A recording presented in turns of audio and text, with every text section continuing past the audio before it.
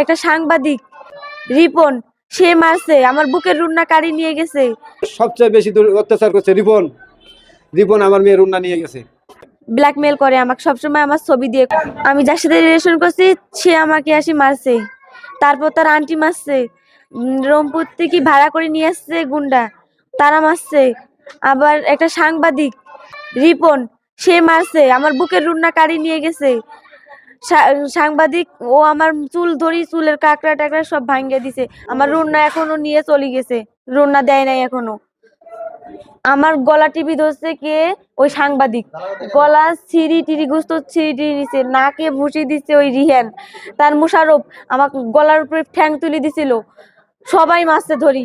এই মেডিকেলে আমরা 4 জন আমার রুগী শুয়ে আছে। আমি বাড়ি থেকে ফোন আসছে, তা আমি ফোনটা রিসিভ করে একটা ভোটার আইডি কার্ডের নাম্বারটা, নিচের নাম্বারটা নিচ্ছিলাম। হুবহুব 10-12 জন লোক আসলো, আর আইসা আগে আমাকে ধরছে, আমাকে ধরে আমাকে মারার পরে ওদের 4 জনকে তো সেই মারণ মারছে। আমার মেয়ে দুটোকে মারছে, আমার ভাবিক মারছে, আমার স্ত্রীকে মারছে, মমিন, রিহান, রিফাত, তারপর সাইফুল, তারপরে যে সাংবাদিক রিপন।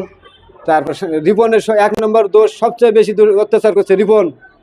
রিপন আমার মেয়ের রুন্না নিয়ে গেছে। রিপন ওই আমার মেয়ে টুরি চিপে ধরছে।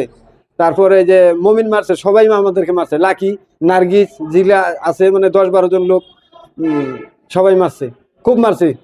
আমি এটা একটা বিচার চাই, কঠিন বিচার চাই, সরকারের হোক, প্রশাসনের কাছে হোক।